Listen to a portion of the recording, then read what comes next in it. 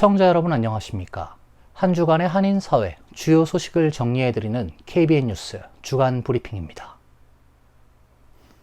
이번 주 첫 소식입니다. 지난 25일 이재명 대통령과 도널드 트럼프 대통령 간의 한미 정상회담이 화기애애한 분위기에서 진행됐습니다. 두 정상은 돌발 변수 없이 기존 통상협상 합의를 유지하기로 했지만 트럼프 대통령은 무역 현안 등에 대해 추가 논의를 할 수 있다고 밝혔습니다. 도널드 트럼프 대통령은 어제 백악관에서 열린 한미 정상회담 모두 발언에서 한국과의 무역협정 재논의 가능성을 언급하며 추가적인 논의가 있을 수는 있으나 그것이 한국이 무언가를 얻는다는 의미는 아니다라고 말했습니다. 트럼프 대통령은 집무실에서 이재명 대통령과 회담을 시작하며 한국의 이 대통령과 함께할 수 있어 영광이며 우린 한국과 매우 잘 지내왔다며 이같이 밝혔습니다. 그는 이어 무역을 비롯해 다양한 현안들에 대해 심도 있는 논의를 진행할 것이라고 설명했습니다. 트럼프 대통령은 특히 미국 조선업 재건과 한국의 첨단무기 구매 문제를 구체적으로 거론했습니다. 그는 한국은 선박 건조를 매우 잘한다. 우린 일부 선박 계약을 검토하고 있으며 한국이 미국 내 조선소에 들어와 다시 조선업을 일으킬 수 있도록 협력하는 방안을 논의 중이라고 말했습니다. 이어 한국에서 선박을 구매하는 동시에 이곳 미국 인력을 활용해 선박을 건조하는 방식도 추진할 것이라고 강조했습니다. 군사 분야에 대해서도 그는 한국은 우리 군사 장비의 주요 구매국이며 미국은 세계 최고의 군사 장비를 생산한다며 이 사안 역시 의제에 포함되어 있다고 부연했습니다. 트럼프 대통령은 발언을 마무리하며 대통령 당선과 선거 승리를 축하한다. 큰 승리였으며 우린 100% 여러분과 함께할 것이라고 덧붙였습니다. 이재명 대통령은 당초 일정보다 약 30분 늦은 낮 12시 32분께 백악관에 도착했습니다.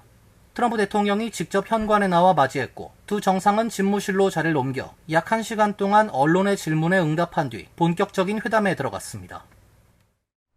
워싱턴 DC에 도착한 이재명 대통령이 정상회담에 앞서 방미 첫 일정으로 한인 동포들을 만났습니다. 이 대통령은 한인들의 노고를 치하하고 한미 동맹의 든든한 주역이었던 동포 여러분들께서 새로운 역사를 만들어가는 이 여정에 함께해 주실 것으로 믿는다고 말했습니다.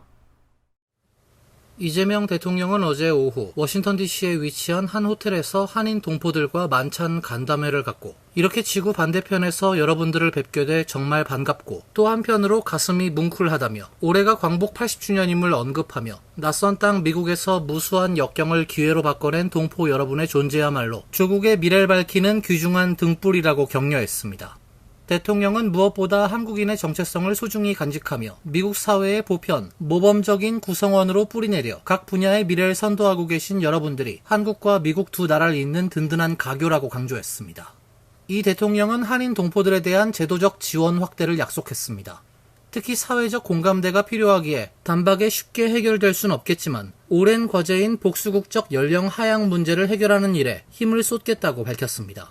또 대한민국 주권자로서 권한 행사를 하고 책임과 역할을 다하는 데 부족함이 없도록 재외선거 투표를 할 수 있는 장소나 장치, 제도도 잘 만들도록 하겠다고 덧붙였습니다. 현장에 있던 동포들은 박수와 환호로 환영했고 이 대통령은 자랑스러운 조국을 만들어 보답하겠다고 화답했습니다. 간담회엔 앤디 김 연방 상원 의원, 이준호 주미 대사 대리, 은양 NBC 앵커, 문숙 광복회 워싱턴 지회장, 스티브 리 워싱턴 한인연합회장 등이 함께 자리했습니다. 미네소타주 미니애폴리스의 학교에서 총기 난사 사건이 발생해 어린이 2명이 숨지고 10여 명이 다쳤습니다. FBI는 이 사건을 국내 테러 행위 및 가톨릭 신자들에 대한 증오 범죄로 간주하고 수사 중입니다. 현지 경찰에 따르면 어제 오전 8시 30분께 미니애폴리스의 한 가톨릭 학교에서 소총 등으로 무장한 범인이 무차별적으로 총을 발사했습니다. 사건 당시 학교에서는 오전 8시 15분부터 미사가 진행 중이었습니다. 범인은 학교 성당 옆으로 접근해 창문을 통해 미사 중이던 아이들을 향해 무차별 총격을 가했습니다. 이 총격으로 신도석에 앉아있던 8살과 10살 어린이가 그 자리에서 숨졌습니다. 미니애폴리스 경찰은 어린이 14명을 포함해 17명이 다쳐 인근 병원에서 치료를 받고 있으며 다친 어린이 가운데 2명의 부상 정도가 심각하다고 밝혔습니다. 범인은 소총과 권총 등으로 무장했으며 범행 뒤 교회 뒤쪽에서 스스로 목숨을 끊었습니다. FBI는 총격범이 2017년 이 학교를 졸업한 23세 로빈 웨스트먼이라고 확인했습니다. 크리스티논 국토안보부 장관은 X를 통해 23세 남성으로 트랜스젠더라고 주장한 것으로 확인됐다며 소총에 트럼프를 죽여라란 문구를 적었다고 밝혔습니다. FBI는 이 사건을 국내 테러 행위 및 가톨릭 신자들에 대한 증오 범죄로 간주하고 수사 중이라고 전했습니다. 미니애폴리스 경찰청장은 용의자가 범행 직전 유튜브에 반흑인, 반유대, 반종교적 메시지가 담긴 선언문을 게시했으며 수사관들이 범행 동기를 규명하기 위해 이를 검토 중에 있다고 밝혔습니다. 경찰은 총격범 웨스트먼은 전과 기록은 없었으며 단독으로 범행을 저지른 것으로 보인다면서 총격에 사용된 소총, 산탄총, 권총은 모두 최근에 합법적으로 구입한 것으로 확인됐다고 전했습니다.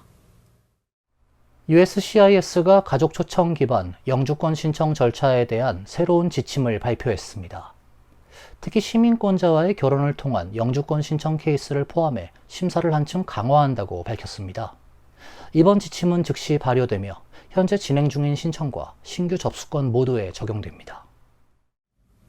USCIS는 공식 성명을 통해 허위, 무분별, 무근거 가족 초청 영주권 청원은 합법적 영주권 취득 경로에 대한 신뢰를 약화시키고 미국 내 가족의 통합을 저해한다며 이번 개정은 제도의 신뢰성을 높이고 사기성 청원을 차단하기 위한 것이라고 강조했습니다. 새 지침의 핵심은 가족 초청 청원이 승인됐다고 해서 곧바로 합법적 이민 신분이 부여되는 것은 아니라는 점입니다. USCIS는 신청인이 이민법상 추방 사유에 해당할 경우 출석 통지서를 발부해 추방 재판에 회부할 수 있다고 경고했습니다. 이는 영주권 신청 과정에서 신분 문제로 불이익을 받을 수 있음을 명확히 한 것입니다. 또한 이번 지침엔 가족 초청 영주권 청원의 자격 요건, 필수 서류, 인터뷰 절차, 중복 또는 관련 청원 처리 방식 등이 구체적으로 담겼습니다. 필요할 경우 다른 정부 기관으로 사건을 이관해 추가 조사를 진행할 수 있다는 점도 명시했습니다. 정부가 시민권 신청자를 상대로 이웃조사를 재개하기로 했습니다. 거주지 이웃과 직장 등을 상대로 시민권 신청자의 품성을 살피고 신청자의 정보를 다룬 추천서 제출을 요구할 것으로 보입니다. 폴리티코에 따르면 조지프 이들로우 이민국장은 어제 성명을 내고 시민권 신청 외국인들은 적절한 조사를 받고 선한 품성을 지니며 미국 헌법의 원칙에 부합해야 한다며 이웃을 상대로 한 조사를 재개하겠다고 밝혔습니다. 시민권 신청자에 대한 이웃조사는 1965년 이민귀화법에서 규정하는 요건이지만 정부는 1990년대 이후 이를 실시하지 않았습니다. 대신 FBI의 신변 조사 결과 및 범죄 기록 등을 이민심사에 활용해왔다고 폴리티코는 전했습니다. 이번 방침에 따라 이민서비스국은 향후 시민권 신청자를 상대로 거주 지역과 직업 등에 관해 조사를 실시할 예정입니다. 필요한 경우 이웃이나 고용주, 동료 및 사업 관계자로부터 신청자의 정보를 다룬 추천서 등 제출을 요구할 수도 있습니다. 폴리티코는 이민서비스국이 시민권 신청자들에게 주변인 추천서를 적극적으로 제출하도록 독려할 방침이라고 전했습니다. 나아가 신청자의 일터와 주거지 근처 대면 조사 실시 여부를 결정할 때도 추천서를 활용할 방침으로 알려졌습니다. 이들로우 국장은 내부 메모에서 이민서비스국은 가장 자격을 갖춘 신청자만이 미국 시민권을 받을 수 있도록 노력 중이라고 말했습니다. 엄격한 심사를 통해 국민이 이민국의 업무를 믿고 안심할 수 있도록 해야 한다고도 강조했습니다. 정부가 외국인 유학생과 문화교류 등 교환 방문자, 언론인 비자의 기간 제한을 추진합니다. 특히 유학생은 비자 기간을 4년으로 제한하고 있어 4년 안에 학교를 졸업하지 못할 경우 난처한 상황에 처해질 수 있습니다. 국토안보부는 어제 외국인 학생 비자 기한을 실제 학업 등 신청자가 참여하는 구체적인 프로그램 기간으로 특정하고 4년을 넘길 수 없도록 제한하겠다고 밝혔습니다. 시행 시기는 명시하지 않았습니다. 학생 외 교육, 문화 교류 참여 교환 방문자 비자에도 같은 기준을 적용합니다. 초기 비자 기간 내에 프로그램을 완수하지 못할 경우 연장 신청이 가능하지만 이 역시 4년을 넘기지 못합니다. 미국에 주재하는 외국 언론사 기자들을 위한 언론인 비자 기한은 240일로 제한하며 활동 기간을 넘어서지 않는 선에서 240일씩 연장이 가능하게 됩니다. 중국 출신 언론인의 비자 기한은 90일로 제한했습니다. DHS는 이번 조치를 통해 비자 남용을 억제하고 비자 발급 당사자에 대한 감독을 강화할 수 있을 것이라고 설명했습니다. DHS 대변인은 너무 오랫동안 과거 행정부는 외국 학생과 다른 비자 소지자들이 미국에 사실상 무기한 체류할 수 있게 허용했다며 이 때문에 안전이 위협되고 자국 시민의 불이익을 초래했다고 말했습니다. 이어 과거 외국인 학생들이 고등교육 과정에 계속 등록함으로써 영원한 학생으로 남을 수 있었다며 새 규칙이 이런 남용을 완전히 종식하고 연방정부의 감독 부담을 덜어줄 것이라고 밝혔습니다.